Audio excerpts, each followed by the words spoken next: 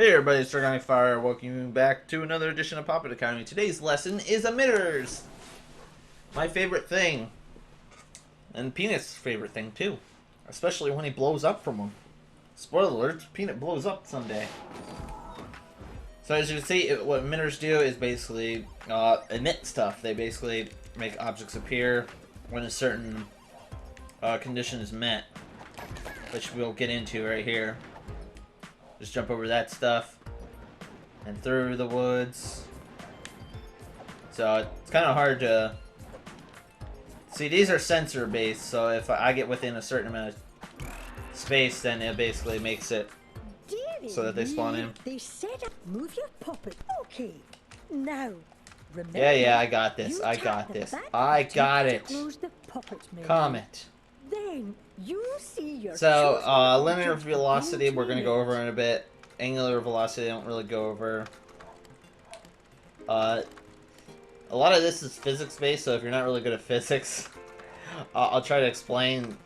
Linear velocity is basically just like straight motion. Angular is like, do you want it to curve or anything like that? Here's your timing. When you want it to appear. Reference in play mode. I didn't remember that in the first one. And you can have effects appear or disappear. So let's have it expand. And it explode. Whoa! Calm down! I don't think I want that. Okay, fade. So what we're gonna do is we're gonna make it a tennis ball appear. And just put wherever you want it to appear. And there you go. And those appear.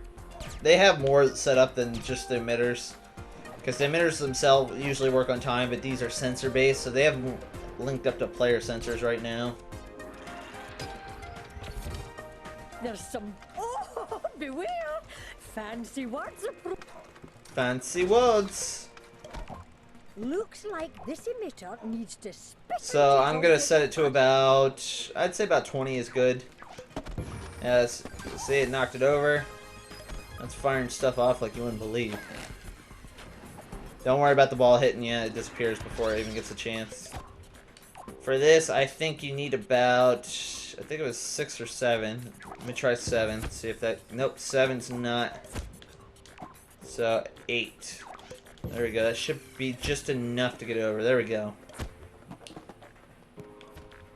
You can also make this go faster, too. I'll actually show you here in a second. Oops. To just keep going.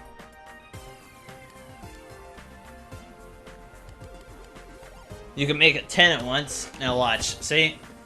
So, in case you don't want to have to wait. It basically just keeps showing that. If you want these bubbles, actually, let me pause it here. Let me put it back up to 6.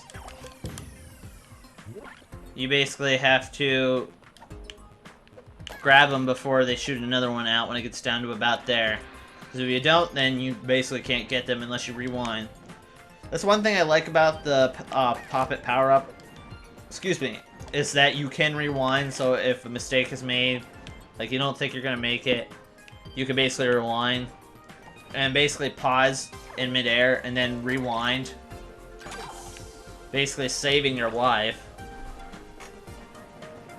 But and as you can see, I already got these originally, but make sure you get the bottom one first, because if you don't, it basically, you're gonna have to rewind to get it. So let's go do that. Sorry, sorry my explanation is long-winded, but I just thought emitters take a little bit more explaining than most things. Logic takes the most to explain, because logic is basically programming in LittleBigPlanet in a way. You can actually make a level by setting out like what is it? I think it's a UML guide. I forget what it's been forever since I programmed. Like in the preparation of a meringue, one of the timing settings is there's also yes, a I know. time setting. So, as you can see, these things aren't going to last that long. These sponges aren't living long enough, and it's all my fault. So, basically set it to Unless about you 10 can seconds. Extend their life expectancy. There's a love. And you should make it across. 10 seconds should be long enough for them to make it across. I mean, you could set it for shorter if you're going for like a world record or something. I don't know. I don't know what your function is.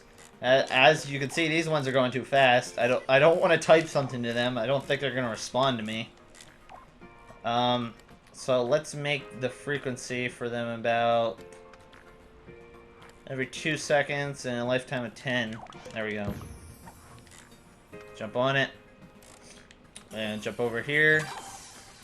Actually, let me see. There might be... As you can see, there's stuff here. So jump down and boom. And jump.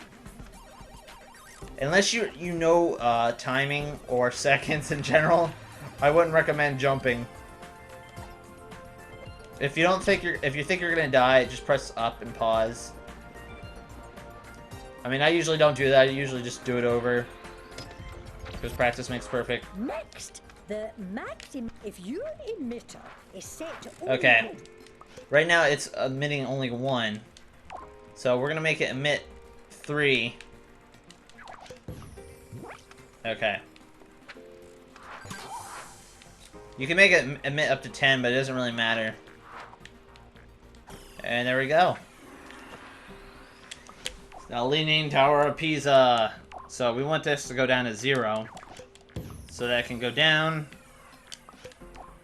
But say I want to get to the top. So put it back to 10. So that can go up. And then once you get about here, just jump. And if you don't feel confident enough, just jump back on that thing and then set it back to 0. And jump across. delicious. I could eat you right up. Are you a cannibal? I don't like cannibals. Well, anyways, that's it for this lesson. I hope you enjoyed it. Anyways, I'll see you for another episode another time. Later.